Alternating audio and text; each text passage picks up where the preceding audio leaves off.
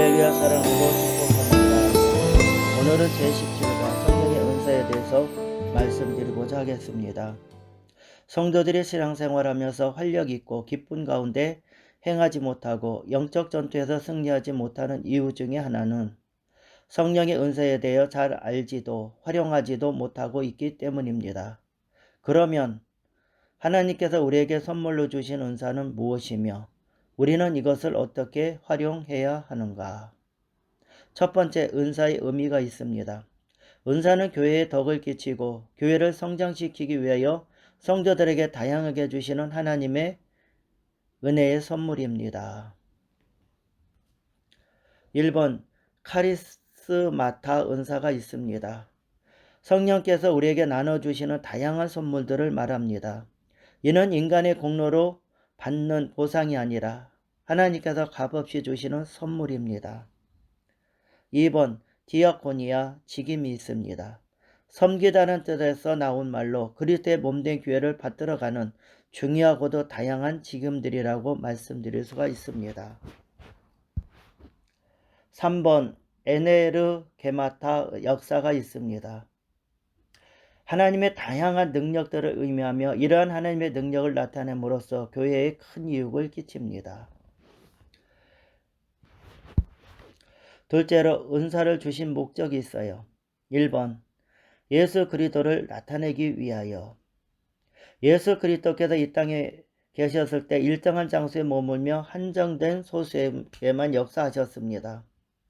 그러나 예수님께서 승천하시고 성령님께서 이 땅에 강림하신 후로는 성령의 은사를 통하여 시간과 공간을 가리지 않고 수많은 성도들에게 자신을 나타낼 수 있게 되었습니다. 2번, 교회의 덕을 세우기 위하여.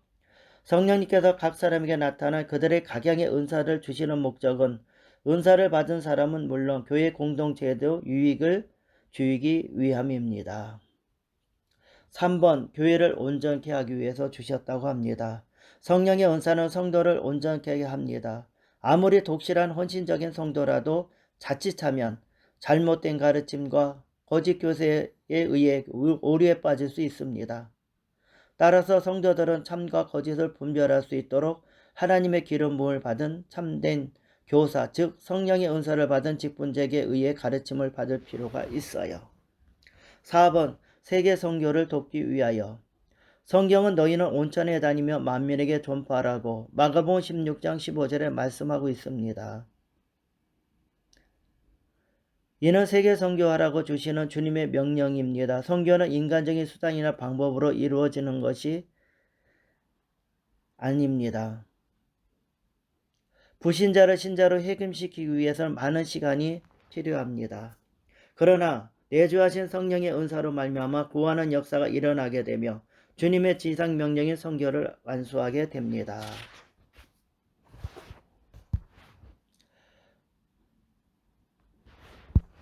셋째로, 은사의 종류가 있습니다.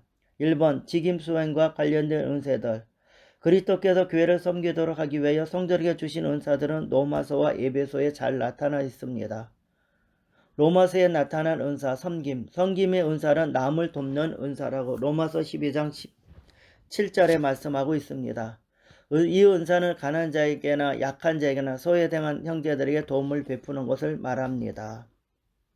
가르침이 있습니다. 가르침의 은사는 진리의 말씀을 다른 사람에게 전달한 것을 말하며 가르치는 재능, 곧 가르치는 은사가 있습니다. 가르치는 재능은 천부적으로 타는 것이라면 가르치는 은사는 특별히 주어지는 것입니다.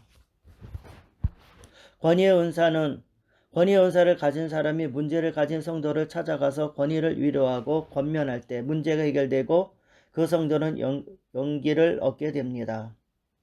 구제의 은사, 구제는 가난한 자와 소외된 자에게 관심을 기울이며 물질적으로 돕는 것이라고 로마서 12장 8절에 말씀하고 있으며 특별한 은사를 받지 않고도 구제할 수는 있지만 그러나 즐겁고 기쁜 마음으로 온전한 구제하기 위해서는 구제 은사를 받아야 됩니다.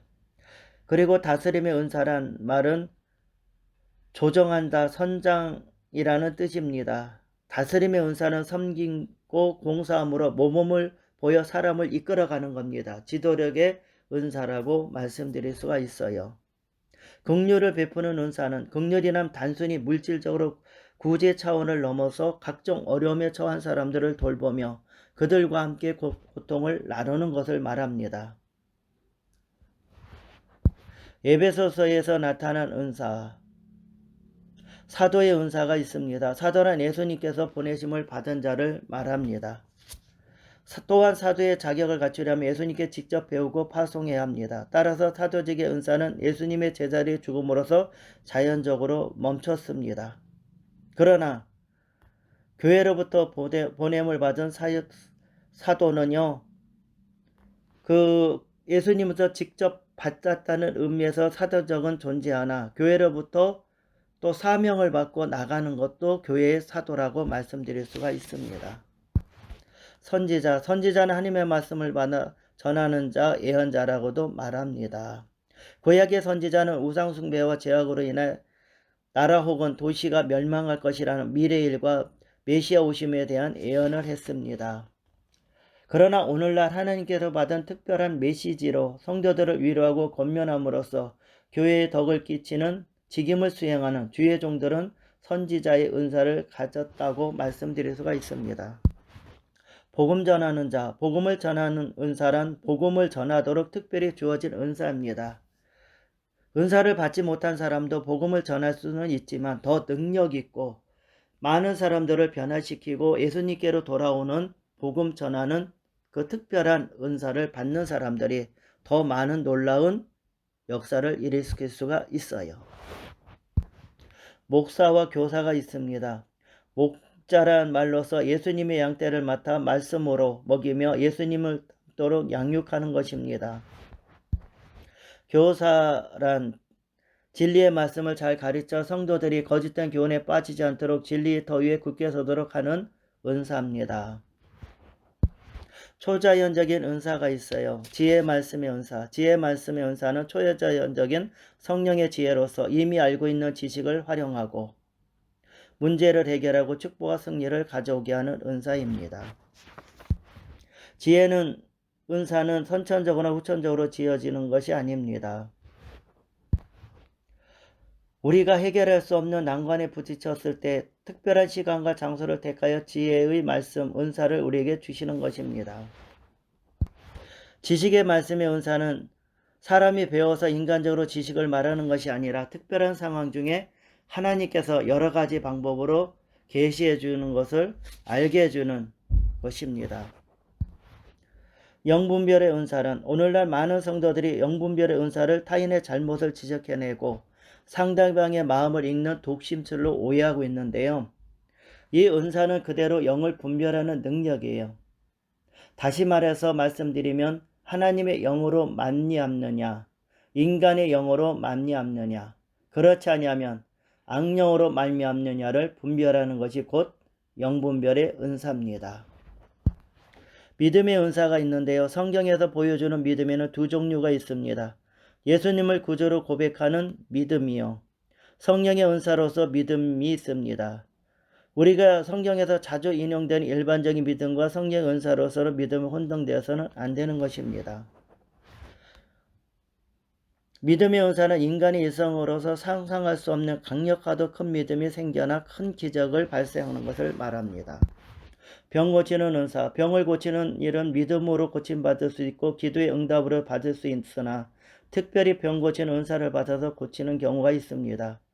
병 고치는 은사는 성령님의 능력으로 육체의 병뿐만 아니라 사람의 영혼과 마음과 정신을 고치는 것을 말합니다. 능력 행함의 은사가 있습니다. 능력 행함의 은사는 기적을 행하는 것입니다. 기적이란 일반적인 자연 법칙을 뛰어넘어서 일어나는 것을 기적입니다. 능력 행함의 은사의 신뢰를 보면은 10가지 재앙을 모세가 내린 것, 홍해수를 가르는 역사, 오병이의 기적, 그러고 나인성 과부의 아들을 죽었는데 살리는 능력함의 역사의 기적, 이런 것이 다 능력함의 은사입니다. 방언의 은사가 있는데 표적 방언과 은사 방언이 있습니다. 사도행전에 나타난 방언들은 성령 세례 결과 그 외적인 표적에 나타난 표적 방언이 있습니다. 고린도전서 12장에 나타난 방언은 은사 방언입니다. 본질적으로 성령의 나타남에 주어진 점에서 방언과 같지만 그 사용 목적은 차이납니다. 표적 방언은 성령 세례를 체험했을 때 외적으로 나타나는 것이에요. 그리고 잠시 있다 사라지기도 합니다. 하지만은 이 표적으로서 방언은 은사로서의 방언으로도 발전할 수 있습니다. 은사의 방언은 성령 충만을 받은 후 신앙생활에 유익을 주며 은사를 받은 사람은 당사자가 원하면 언제든지 방언으로 말하고 방언으로 기도할 수도 있습니다. 방언의 연서는 하나님과 깊은 영적인 교통을 가능하게 하고 신앙생활의 향상을 가져옵니다. 예언은 듣는 대중의 덕을 세움과 같이 방언도 성도의 개인의 덕을 세웁니다. 방언은 통역 은사를 통하여 예언과 동일한 효과도 가져옵니다. 방언 통역은 은사를 통해 그 내용을 알아들 수 있는 말로 번역되는 것을 말씀드립니다. 방언은 더 깊은 기도와 찬미의 도구가 됩니다. 우리가 큰 감격과 깊은 수렁에 빠질 때 혹은 기도의 문이 박힐 때 방언 기도나 찬미의 한계를 넘어 마음의 상태를 하나님께 고할 수 있는 것입니다. 그리고 방언은 믿지 않는 자들의 표적이 될 수도 있습니다. 방언 통역의 은사, 방언은 하나님께서 통역한 은사를 주셔서 그 뜻을 알게 하시기 전에는 아무도 알아듣지 못합니다. 방언 통역도 역시 사람을 통해 나타나는 하나님의 은사이기 때문에 통역 자체를 하나님의 말씀과 동등하게 생각해서는 안 됩니다. 예언의 은사, 오늘날 성령의 은사로서 주어진 예언의 근본적인 목적은 미래에 대한 선지적인 예언이 아니라 덕을 세우며 권면하며 안위하는 목회적 예언이라고 할 수가 있습니다. 그러므로 오늘날 예언의 은사를 받은 사람의 어떠한 예언도 그 예언의 옳고 그름은 반드시 기록된 하나님의 말씀인 성경 말씀을 통해서 분별되고 판단되어야 합니다. 네 번째, 은사의 발견이 있습니다. 하나님께서는 우리에게 여러 가지 은사를 주사 그 은사를 활용함으로 말미암아 몸된 교회를 세우고 신앙의 덕을 유지하게 합니다. 하나님께서 나누어진 은사를 잘 활용하기 위하여 먼저 자신에게 있는 은사가 무엇인지를 알아야 합니다. 그러면 자신에게 주어진 은사를 어떻게 해야 하는가? 1번 사역의 기쁨과 보람이 있는가를 살펴보시고 2번 좋은 결과가 있는가를 살펴보시기 바랍니다. 3번 교회로부터 인정받고 있는가? 아무리 뜨거운 열정과 확신이 있다 할지라도 교회에 유익이 되지 않는다면 그것은 하나님께서 주신 은사가 아닙니다. 왜냐하면 교회에 덕을 끼치는 것이 성령님께서 은사를 주신 목적입니다. 4번 은사를 이해하라. 교회는 은사에 대한 성경적 가르침이 어떤가를 성도들에게 가르쳐야 합니다. 은사에 대한 성경적으로 올바른 이해는 교회는 다툼이나 분열이 없어야 합니다. 5번째, 은사의 활용. 고린도 교회는 그들이 자랑하는 풍성한 은사들로 인하여 오히려 많은 문제가 발생했어요. 그래서 사도 바울은 고린도전서 12장, 13장, 14장에서 은사를 잘못 사용함으로 발생한 문제들에 대하여 해결책을 제시하고 있습니다. 그러면 성경을 통해 우리가 은사를 어떻게 사용해야 하는가? 성경적이며 교회에 유익을 끼칠 수 있는지에서 알아보겠습니다. 1번, 조화와 균형을 이루어야 됩니다. 은사의 나타남에 있어서 중요한 것은 각각 은사는 다 귀중한 것이고 조화와 균형을 이루어야 됩니다. 그리스도의 몸을 이루는데 유익을 끼쳐야 됩니다. 2번, 절제하며 덕을 세워야 합니다. 신령한 은사의 특징은 난폭하거나 무질서하지 않습니다. 단정하고 침착하며 질서가 있습니다. 하나님의 성령에 감동된 사람은 질서를 존중합니다. 3번, 사랑의 원리를 따릅니다. 사랑은 어떠한 은사보다 뛰어난 것임을 알 수 있습니다. 그러므로 사랑이 없으면 모든 은사는 아무런 의미가 없어요.